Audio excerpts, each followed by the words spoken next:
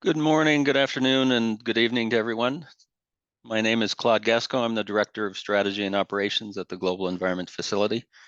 And on behalf of the GEF CEO, it's my pleasure to welcome you all to this briefing on the Global Biodiversity Framework Fund, or what we call the GBFF.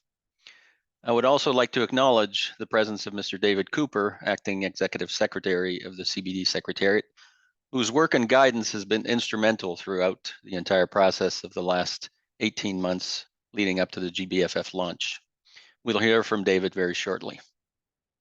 It was just over a year ago in December 2022 that the COP15 was held. Chaired by China and hosted by Canada, COP15 ended with a landmark agreement and the adoption of the Kunming-Montreal Global Biodiversity Framework after more than 3 years of complex negotiations.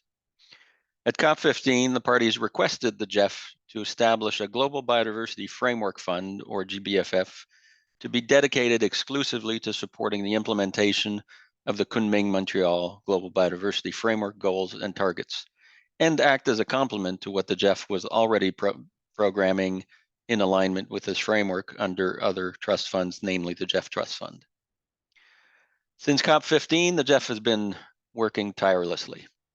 Within 6 months of the COP decision, and using the COP agreement as our foundation, we had a historic council meeting in Brazil in June of 2023, where the GBFF was established and its programming directions was agreed on. 2 months later, at the GEF Assembly in August of 2023, the GBFF was ratified and launched. There, we also had the start of the fund's capitalization with the announcement of the first contributions from Canada and the United Kingdom. Since then, we have also received pledges from Germany, Spain, Japan, and Luxembourg, and we thank all of these donor countries. At the same time, we have taken care of all the administrative steps, and the GBFF has now been officially established as the newest member of the GEF family of funds.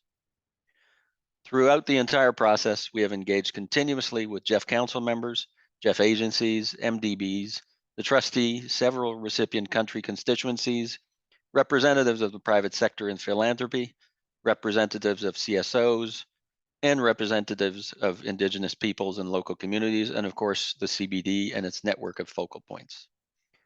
This briefing is intended to bring you all up to speed on where we are with the GBFF in terms of funding projects and other issues. I would like to express my heartfelt thanks to all of you, and especially my wonderful GEF colleagues, for all the hard work and constructive and productive engagements that have enabled us to reach this advanced point in record time. Now I would like to invite David Cooper, Acting Executive Secretary of the CBD, to say a few words. Over to you, David. Thanks so much, Claude, and welcome everyone. Indeed, as Claude has just said, we had an historic agreement in Montreal with the adoption of the Kunming-Montreal Global Biodiversity Framework.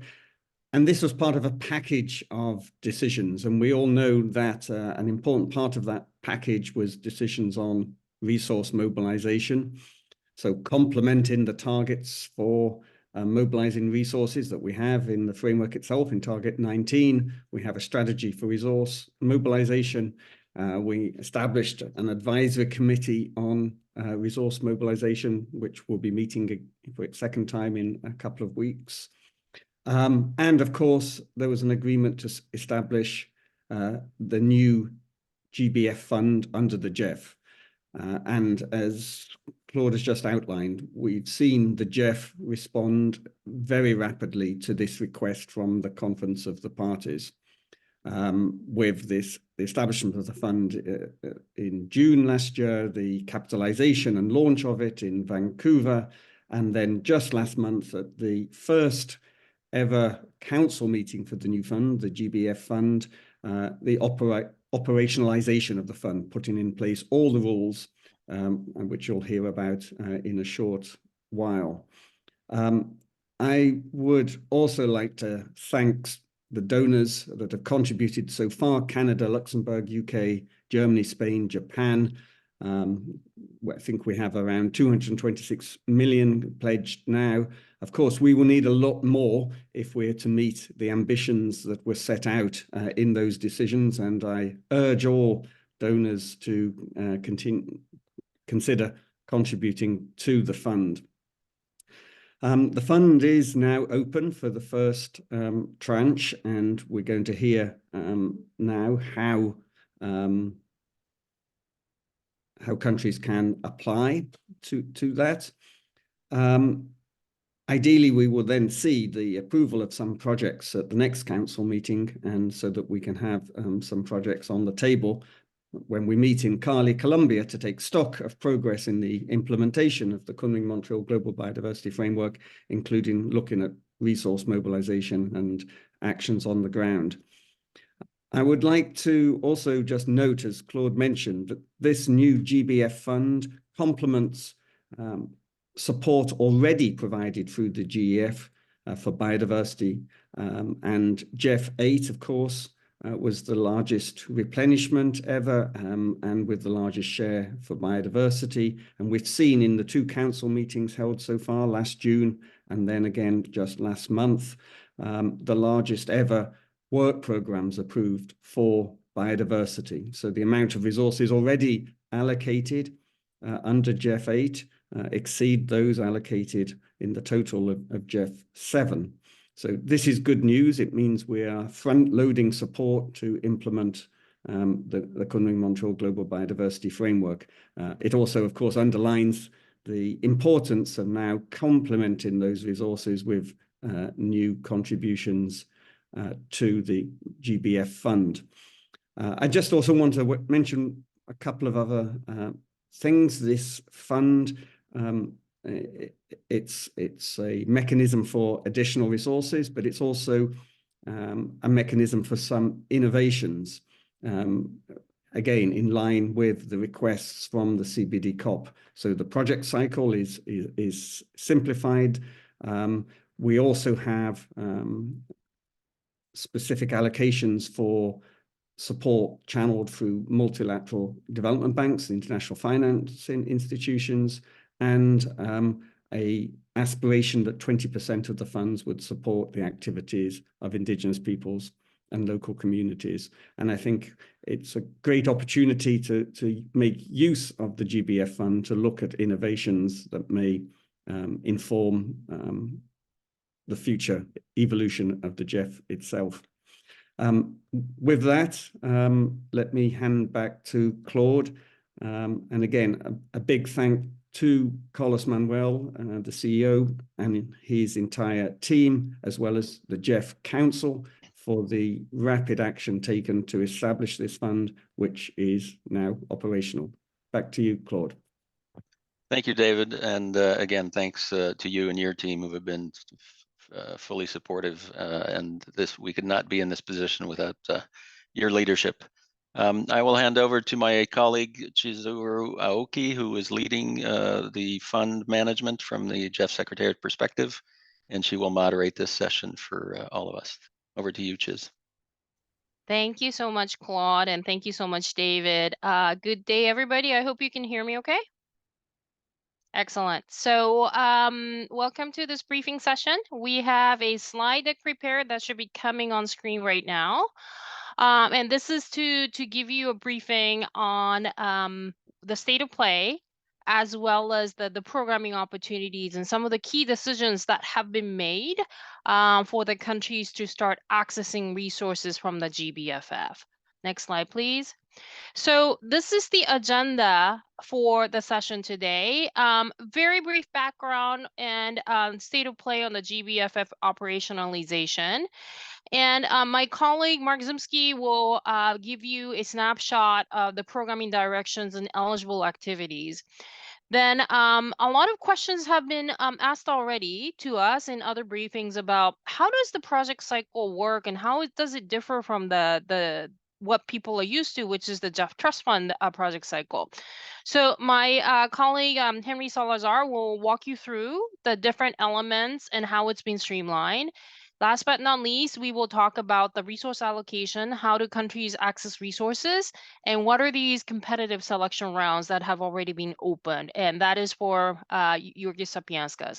Then we'll open it up for questions and answers. So please don't be shy. If you have any questions, you can put them in the chat. I don't know if we can actually speak, but we will figure out the way to collect your questions and we'll do our best to answer. Okay, next slide, please.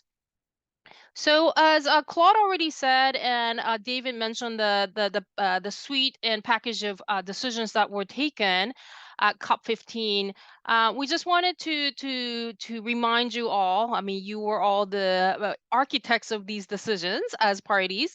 The decisions that are relevant to the GBF fund. So in essence, we were requested, as Claude said, to establish a special trust fund that would support the GBF implementation. And this is to complement existing support and scale up financing so that the timely implementation can be done. And that would take into account the need for adequacy, predictability, and the timely flow of funds. And the GEF, was requested to establish this dedicated accessible fund in 2023.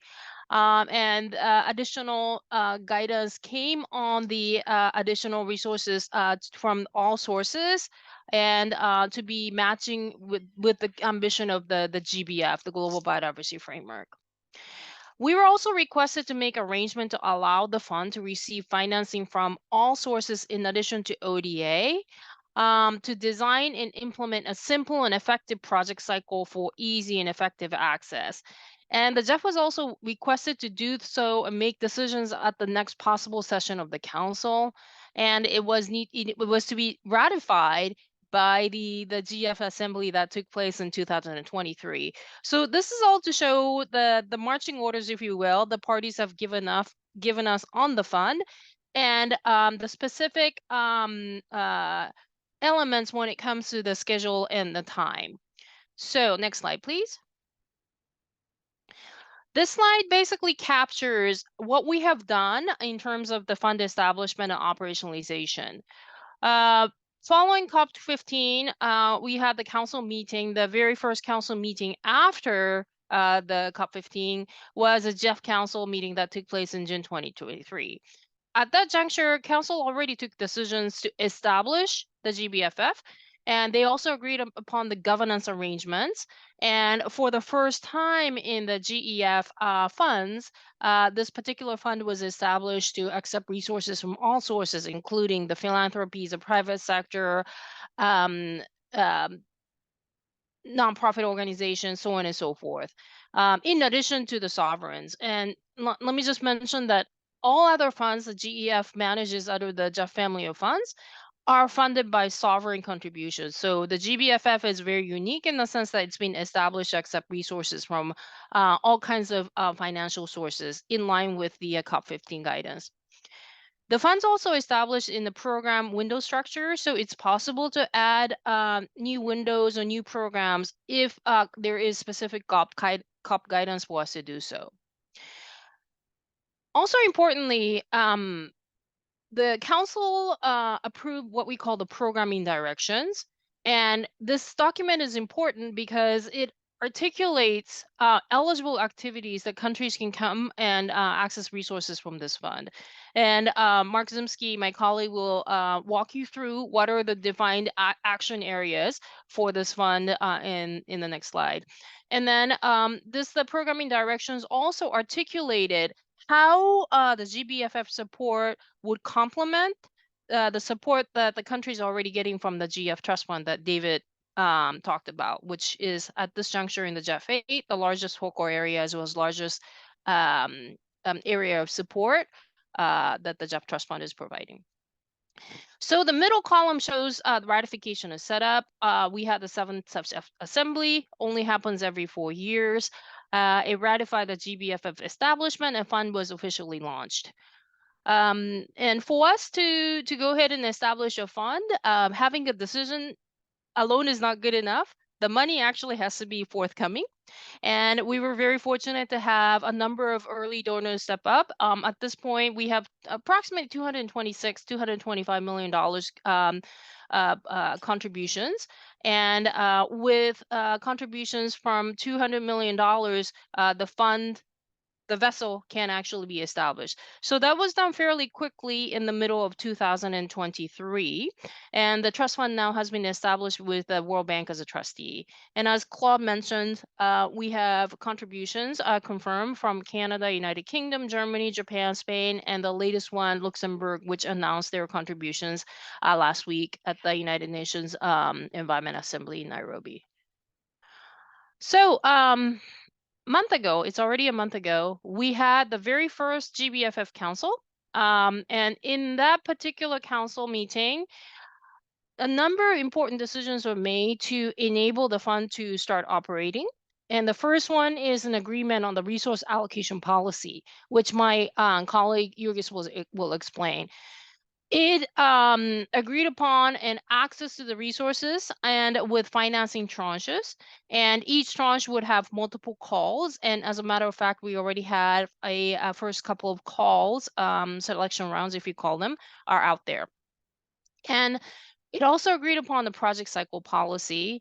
As mentioned, project cycle is different and streamlined from the GEF project cycle. So this is an important element of us responding to specific CUP guidance that talked about ease of access as well as streamlined.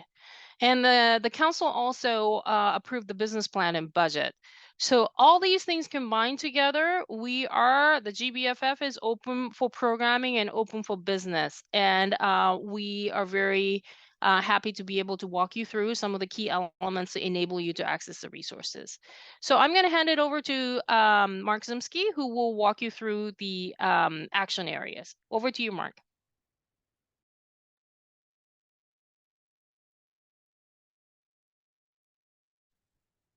Thank you. I'm going to be very brief, colleagues.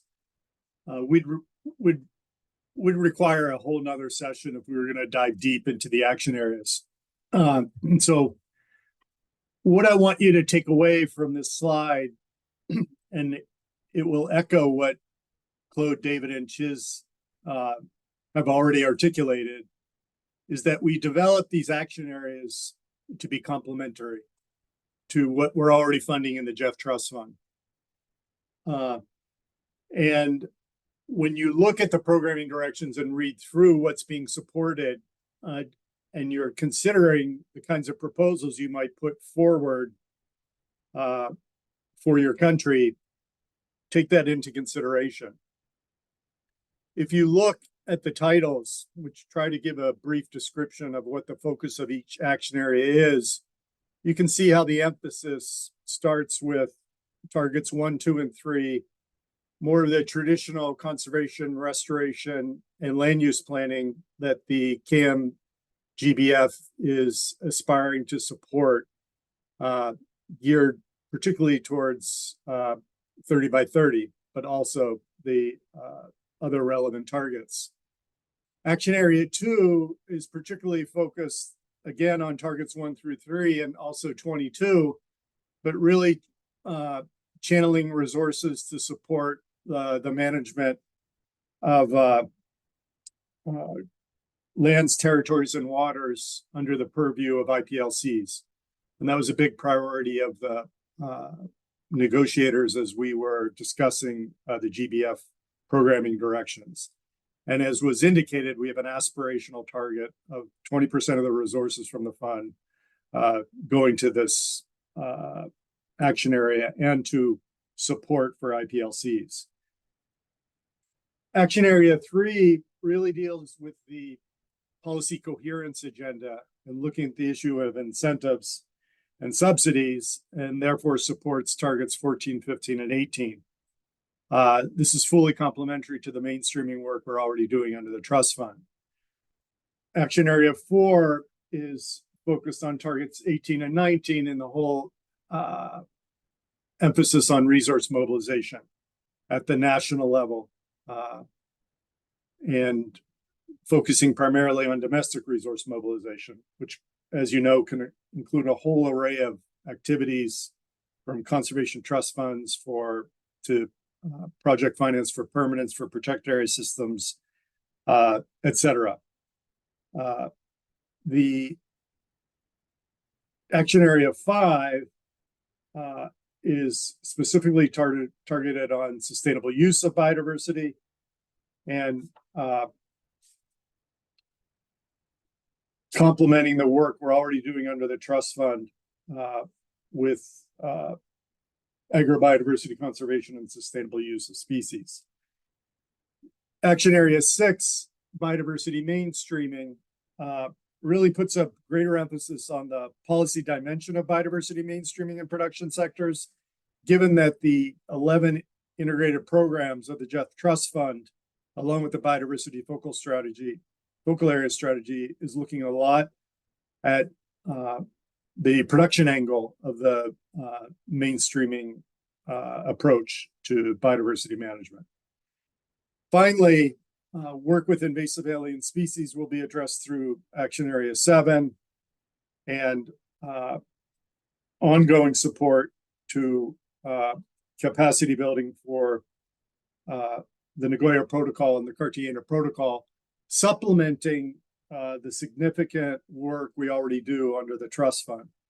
So your takeaway here, as you have dialogues internally to organize yourselves to put forward proposals and to contribute to project development for the GBFF, is to really carefully look through the action areas as presented in the programming directions and ensure they're complementary to the work we're doing in the GBFF Trust Fund. Jurgis will talk a little bit about how the funding rounds will be operated, but the agreement amongst the participants in the GBF Fund development agreed to have a competitive process. So it really behooves parties to ensure their proposals are well aligned with the programming directions and that they're solid proposals, because with each tranche and with each call for proposals, there will involve some competition. Thank you, Chiz. And of course, I'll be willing to take any questions as they come.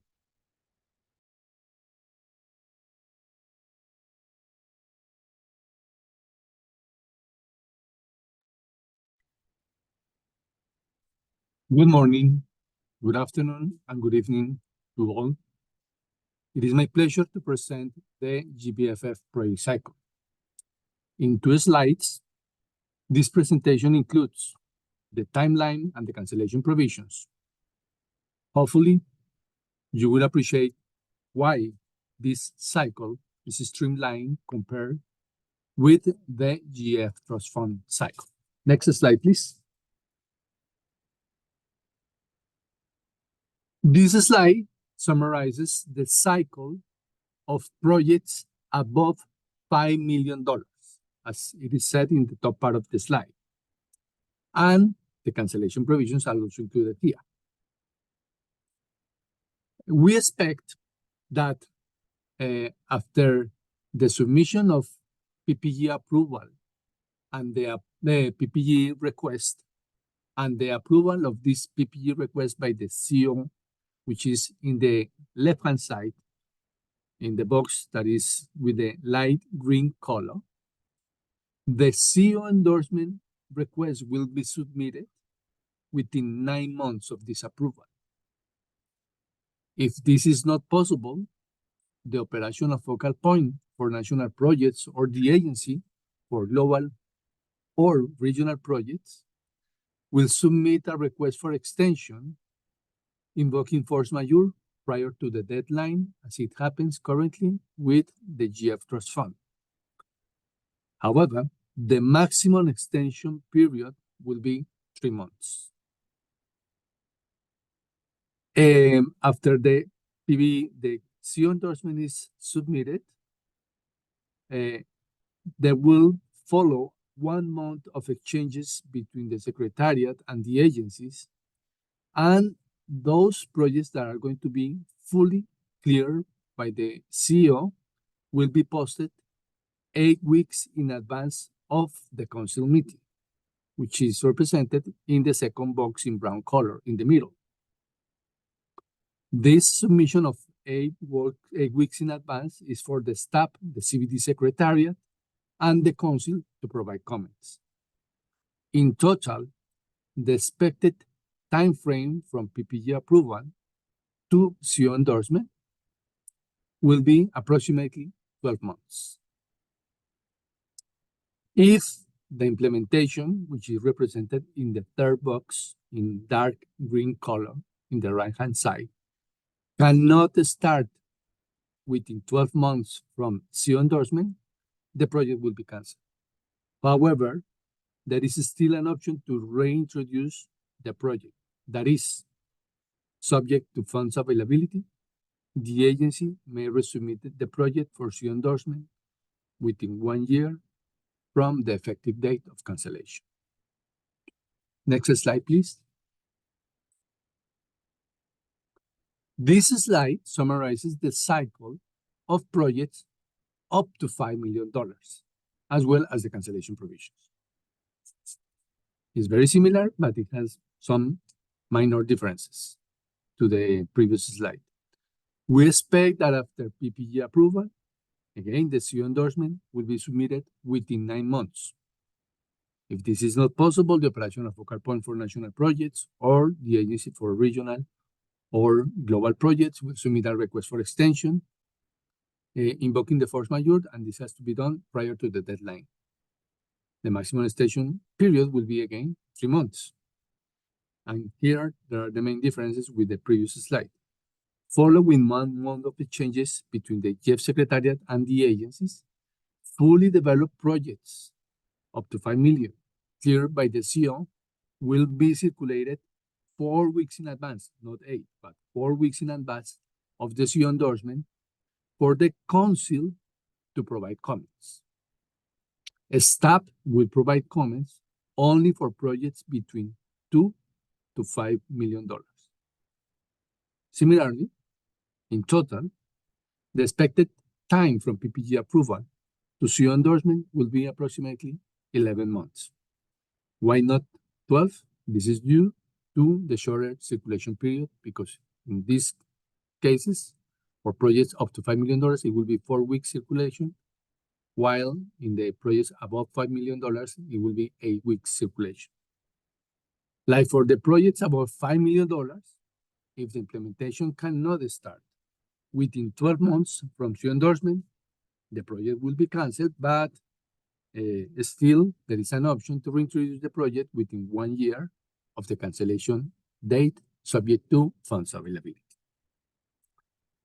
So now I will give the floor to my colleague Jurgis, who will present the details of the resource allocation and the selection rounds. Jurgis, over to you. Thank you very much, Henry, and good time of the day to all. It's my pleasure to present to you the implications of the decision of the first GBFF Council 1 month ago for the resource allocation system under the Global Biodiversity Framework Fund. So there are 4 main elements that were agreed for the resource allocation system. First, it was decided to allocate resources through discrete programming tranches.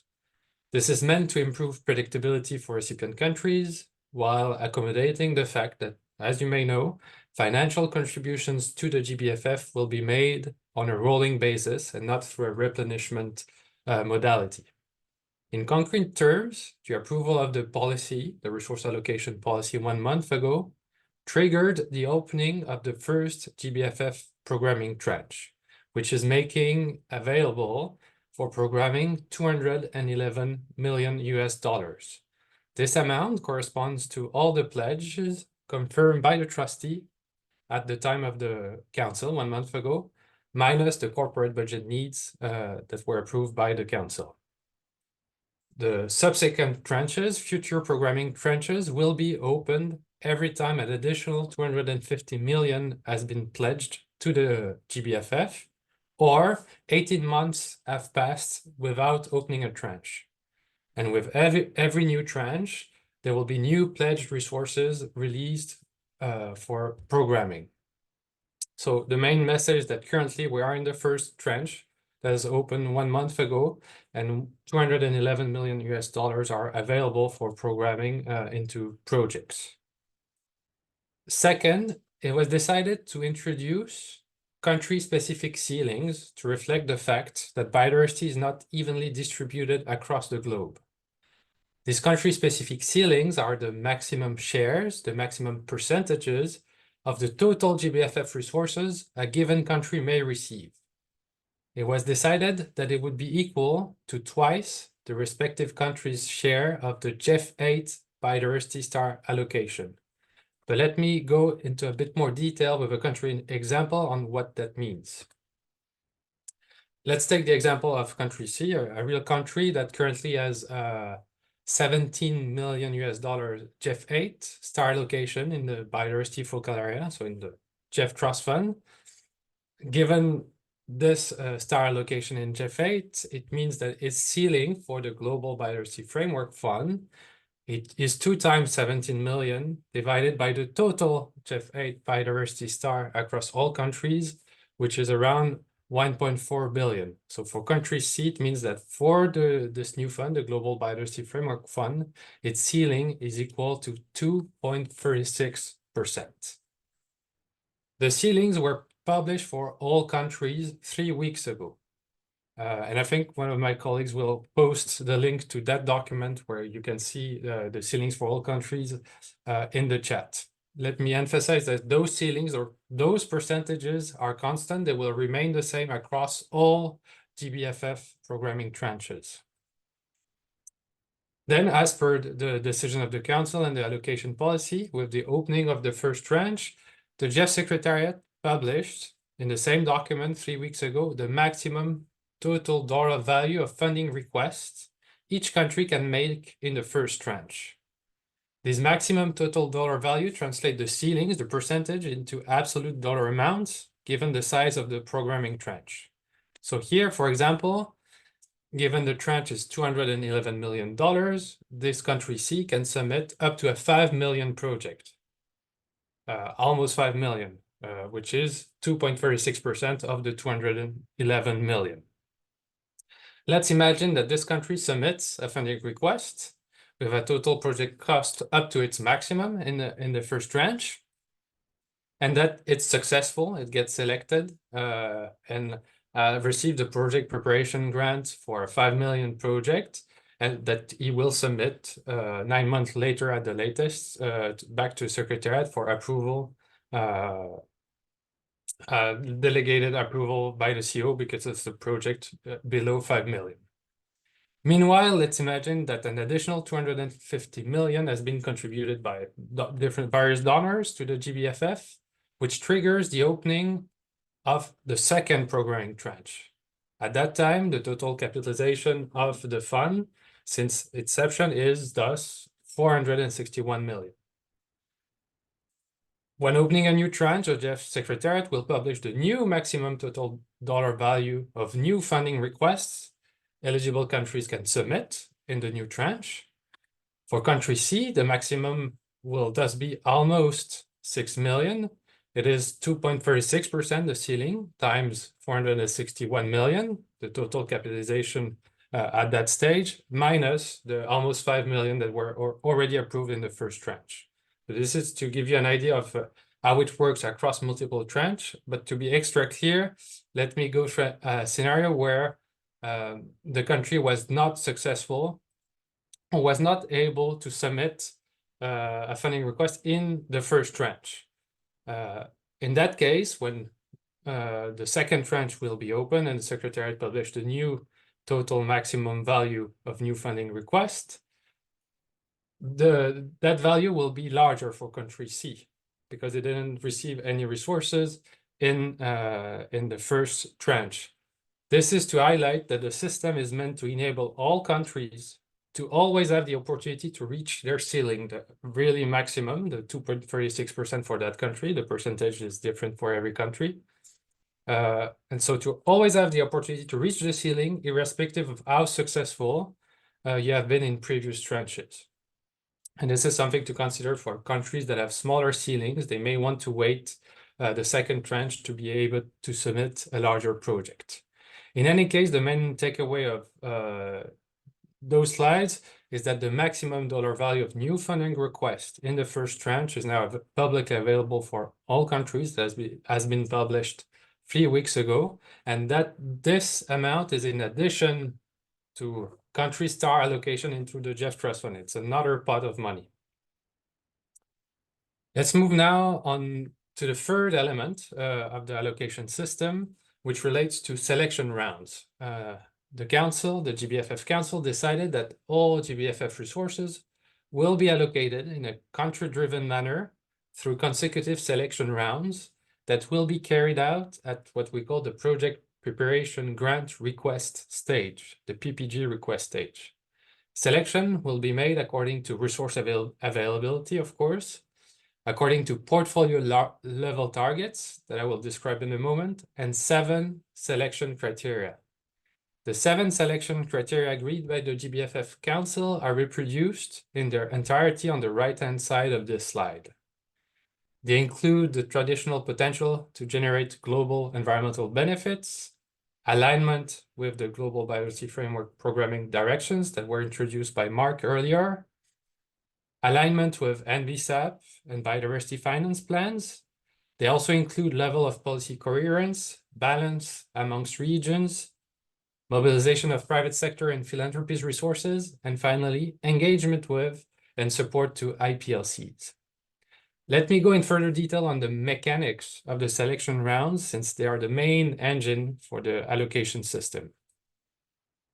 Selection round will be carried out at the PPG request stage, which is, as Henry showed, the first stage in the GBFF project cycle. So the green box on the top of this slide. Within that green box, selection rounds will be operated through the following steps. First, the opening of a submission window by the Secretariat, sort of call for proposals. Then the submission by agencies on behalf of countries. And again, all submissions will require an endorsement letter from the GEF operational focal points of the countries. So agencies will submit project as endorsed by the GEF operational focal points, and they will submit PPG requests with full project cost consistent with the country-specific ceilings. And let me emphasize that the PPG requests that are needed for submission are documents that are restricted in size of 5 pages of text maximum. So those will include really the minimal set of information that is necessary for the Secretariat to review according to the criteria that were agreed. So the next step, the Secretariat will review every PPG request submitted according to the agreed selection criteria. And finally, based on the review, resource availability, and portfolio level targets, the CEO will approve one or all or a subset of the PPG requests submitted during that round. Projects that get their project preparation grant approved would then come back within 9 months, fully developed to the Secretariat to be either approved by the Council if they are above 5 million, or approved directly by the CEO from delegation from the Council if they are up to 5 million. Now for the question you probably have been waiting for: when can PPG funding requests be submitted? So the PPG requests be submitted. With the opening of the first programming tranche, we have opened 3 weeks ago 2 selection rounds. We opened a first quick selection round that was dedicated to projects that will be ready for inclusion and for consideration by the June Council. The submission window for this first selection round closed last Friday on March 1st. It was reserved for countries and agencies that were in a position to submit a fully developed project, a CA endorsement request, by April 1st. We received 4 proposals that we are currently reviewing and for which selection results will be communicated by March 15. We are conscious that the deadline was very short for this first selection round, but given the urgency to implement the Kunming-Montreal Global Biodiversity Framework, This first selection round was really meant to provide 2 countries that were in a position to do so, to fast track the approvals of their first GBFF projects and meet the ambition set forth by the Council to have a first work program, the first GBFF projects approved at the second GBFF Council, which will be convened in the week of June 17. At the same time as the first selection round, we opened a second selection round with no restriction on project readiness. The second round was announced at the same time as the first, and its submission window is from March 4th to April 1st. So it's currently open up until April 1st for submission. Project with approved PPG requests in this second selection round will follow the normal timelines that were described by Henry in the project cycle. So they will be asked to come back to the Secretariat within 9 months after the approval of their project preparation grant. Of course, these first 2 rounds will not be the last opportunity for countries to submit funding requests. There will be other selection rounds within the first programming tranche. So don't worry if you're not able to participate in those, but of course you're all encouraged to use the current selection round that is open up until April 1st for submission. And finally, let me conclude with the 4th and final element of the allocation system, which is related to portfolio targets and how they will impact selection rounds. 3 targets were defined by the Council. First, 36 plus 3% of the resources available for programming will be ring-fenced for SIDS and LDCs during the first 3 years.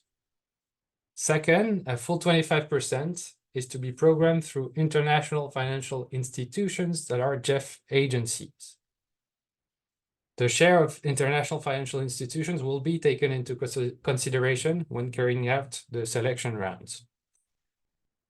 Finally, an aspirational share, as was already mentioned by David Cooper and my colleague Mark, an aspirational share of 20% by 2030 to support actions by IPLCs for the conservation, restoration, sustainable use, and management of biodiversity has been set.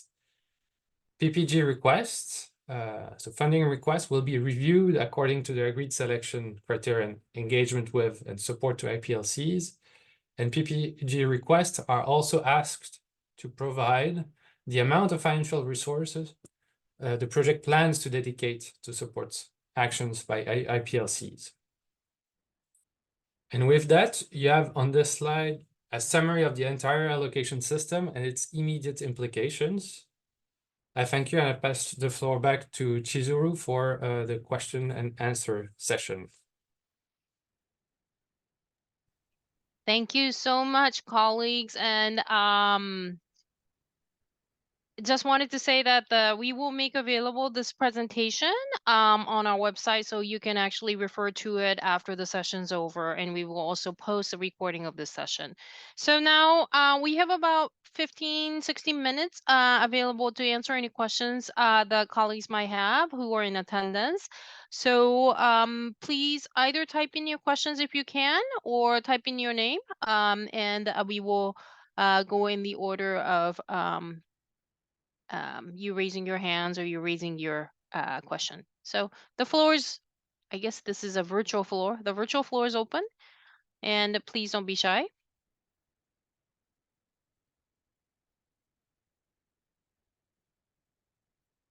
Okay, there were already some questions, so and I think Neil tried to answer some of them, but perhaps it's good for us to also clarify further. There was a question from Indonesia. The first document submitted is a PPG, and there is also a question that is a request coming from the agencies or from the state. So Jurgis, do you want to take those 2 questions? Sure, of course. So what we mentioned in the selection round, so the first submission to enter the process in the Global Biodiversity Framework Fund are what we call PPG requests, which are really small document, small concept with maximum 5 pages of text. And that is the basis to enter the process. It's only once you were successful, you submitted your PPG requests, a really streamlined document. If you get selected, you receive your project preparation grant that can be, depending on the size of the project, between $50,000 to $300,000 to prepare the full project. And then you come back only later, 9 months later, with the full document. So really the document to enter is really a streamlined document. The template is available on the website.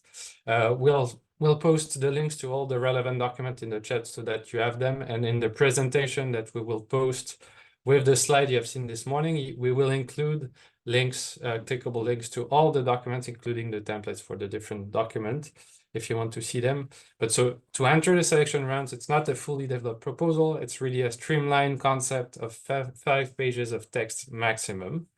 And the submission, as for all funds under the GEF family of fund, has to be done through an agency. So formally, it's the agency that submits through our system the project, but the project has to be endorsed and be developed with the country. And every submission requires a letter of endorsement from your GEF operational focal point. So every country has a GEF operational focal point. And we examine only the funding requests that are submitted with the letter of endorsement from the GEF operational focal point. I hope this clarifies. Thanks so much, Hugues. And we have a couple more questions. One is, do parties need to submit the detailed proposal by April 1? And the second question is, for countries that have not yet concluded the NBSAP updates, what then happens? Should we wait for the review process to complete? So on these quick questions, perhaps Mark, you can come in. I'll answer the NBSAP question. Yeah. And defer the first question to Jurgis. Okay. No, we're well aware that even for the GEF Trust Fund, that parties are in various states of revision of their NBSAP. So you do not have to wait till that process is complete. We know that it can be quite lengthy, particularly if it's a document that needs to be approved by Parliament. So in both for the GEF Trust Fund and for the GBF Fund, there's a section where you indicate how the proposal is supportive of the existing NBSAP and national policies relevant to the CBD. And that's all that's required. All right, thanks. Jurgis, do you want to take the question from Pradeepa on the detailed proposal on April 1? And the answer is no, but go ahead. Well, you already answered no. What is required by April 1st to enter a selection round is just those PPG requests, so a streamlined concept of 5 pages of text maximum. Great, thanks so much. So we have a hand from Francis Sabino Agual. I don't know if you can speak, but yeah, the floor is yours, Francis.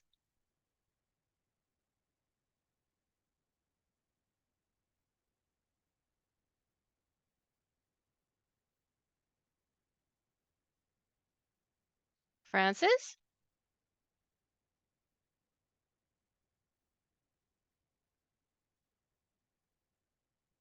I think he's trying to come on. You can now you have access to the microphone if you'd like to pose a question now.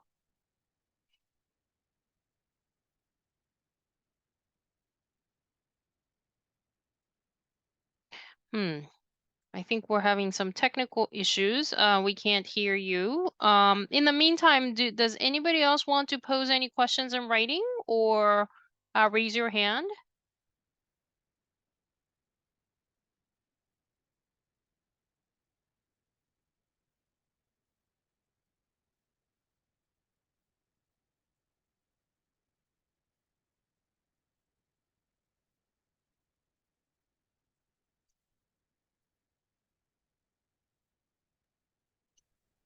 Chiz, there's a question in the Q&A.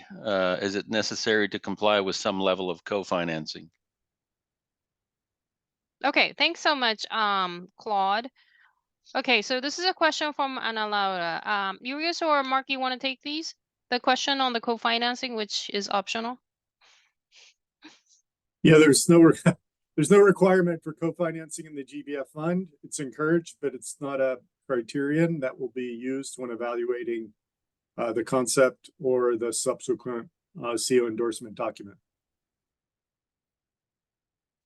All right, thanks so much. I hope that was clear. Anything else? Folks, this is your chance to ask us any questions you want. Oh, here we go. Is it okay to submit the PPG combining more action areas? I guess we're talking about more than one. So this is in light of the action areas, Mark, you presented. So over to you, Mark. Yes, but be reasonable.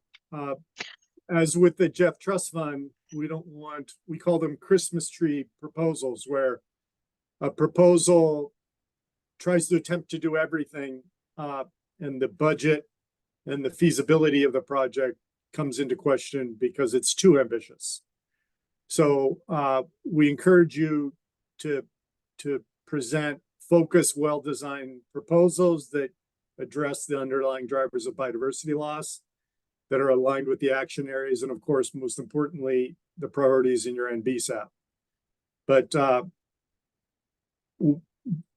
because of the integrated nature and the overlap of some of the action areas, which reflect the integration and the overlap of some of the targets in the KM-GBF, we will expect that, of course, one initiative will address multiple action areas and multiple targets.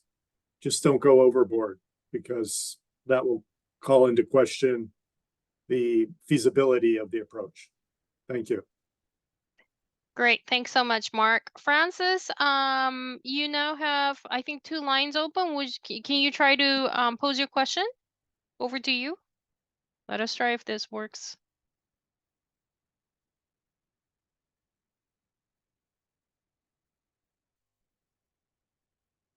Maybe not. Hello. So while, yeah. Hello, can you hear me? Yes, we can hear you. Yay, finally. Please, Francis, pose your question. Oh, okay. So I think the laptop has some issues. Thank you very much for this update about the GBFF fund and what countries need to do to try to start off implementation of the framework itself. I just had like a comment, I would say, but you could help to clarify that about this competition aspect of the fund. Aware that the countries might be a little bit behind in terms of implementing the framework. If countries are going to apply and again they may not yet access funds, how does that relate to implementation? I thought it may slow down implementation of the framework one way or the other. So this aspect of competition, is it necessary that it should be there, aware that the time for implementing the framework is very short and countries definitely need to start? So I just wanted to get that clarification about this more or less being like, you call it, if it were that the country is given money under this fund, my thinking would be to support that country as much as possible to align that proposal. If say they submit a Christmas one, I hope they don't, but I support them to really fine tune it and they get the funds to start the process. That's just my comment. Yeah, thanks so much, Francis, for that comment. I'm going to request Jurgis to say a few words about how this the GBFF is also complementary to the Jeff Trust Fund and the element related to the competitive rounds and how we're going to have multiple rounds. So over to you, Jurgis. Thanks a lot, and thanks a lot for the question. And as already more or less pointed at by Chizuru, under the Jeff Trust Fund, all countries have their reserve star allocation. So they have a basis of potential biodiversity funding that is assured for them in the cycle up until 2026. And all eligible countries are are receiving support to develop their NBSAP and biodiversity finance plan through the GEF Trust Fund.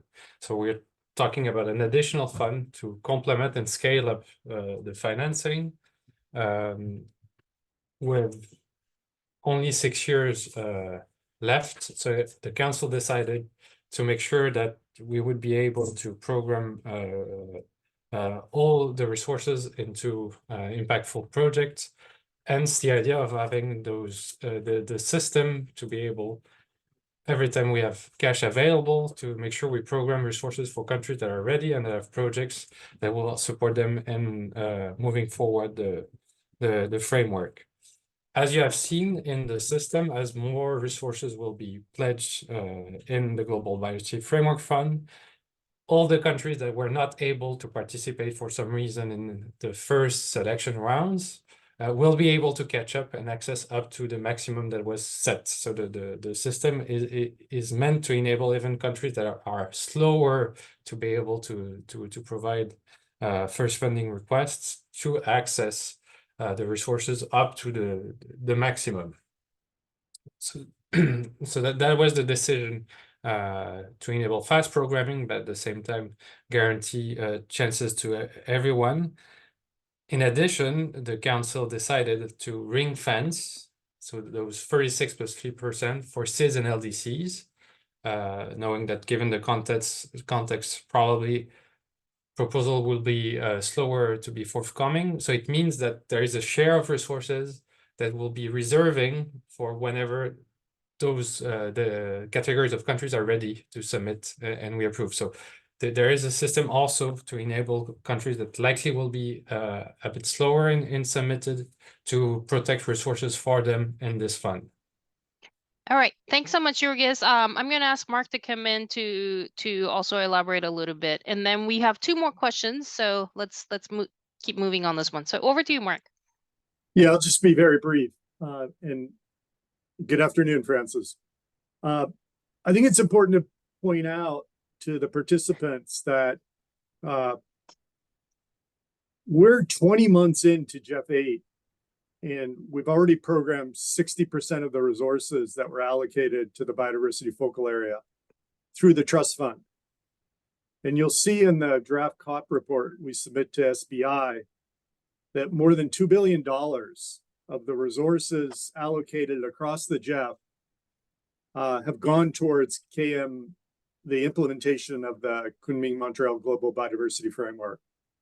So this is in reference to your implication that, you know, countries can't delay implementation, and that the competitive nature of the programming in GBFF may be a barrier.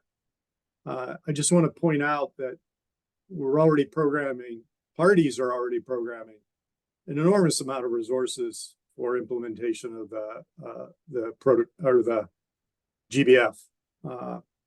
And you'll see that it's quite substantial when you look at the draft COP report we'll be submitting to SBI.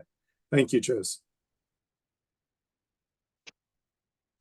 Thank you so much for that.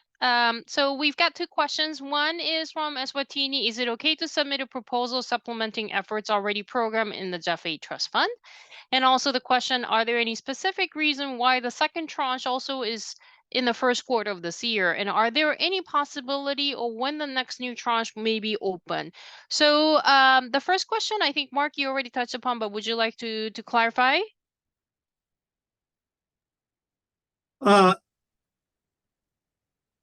It's difficult to get into hypotheticals in a webinar. Every proposal will be judged on its merit against the criteria that are in the programming directions and their alignment with the action areas.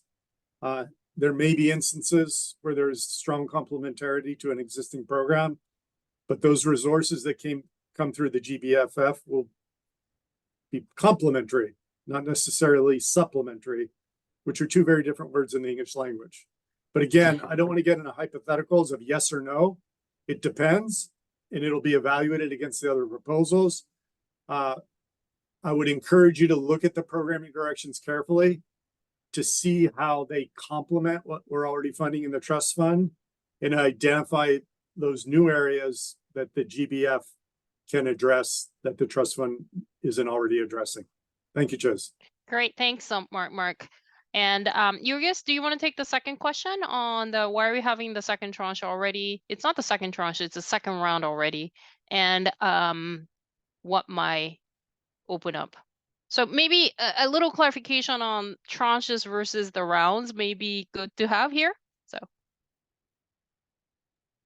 Sure. So the tranche is the main system where periodically, when we get a substantial amount of resources pledged into the trust fund, so in a normal setting, every 250 million pledged to the trust fund, we open a tranche. And within those tranches, to program those 250 million, we will open several selection rounds or call for proposals, because the master tranche is based on confirmed pledges, and the selection rounds will approve a project based on the actual cash that we received corresponding to those pledges. But there is always a time lag between the pledge and the cash received in the trust fund.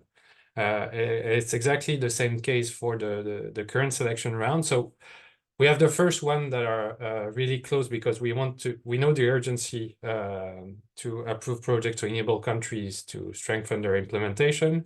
So that's why we have those two first selection rounds as early as possible. But there will be other rounds because currently the cash available in the trust fund is not equal to the 211 million of pledges. So we will be approving projects up to the cash we have currently available in those two selection rounds. And then as soon as we have more cash available corresponding to the pledges, we'll open a third selection round. So we're not in a position to provide yet the exact dates for what will be the third selection round because it depends on when we receive actually the cash corresponding to the pledges. But there will be a third selection round. Don't worry about that. Within those 211 million. So the first two, in short, the first two ones were open to make sure we program quickly, but they won't be the only ones. And as soon as we are in a position to do so, we'll communicate the dates for the third one. thank you so much, Jurgis. Okay, so we've come to the end of the webinar. And I'm not really seeing any additional questions or comments at this point. So I would like to say thank you so much for your interest as well as your engagement and a lot of good questions being posed.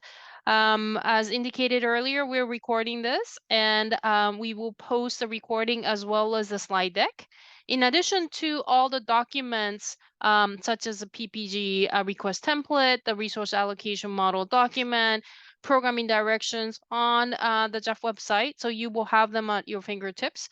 And please do not hesitate to get in touch with us if you have any additional questions or elements that you would like our clarification.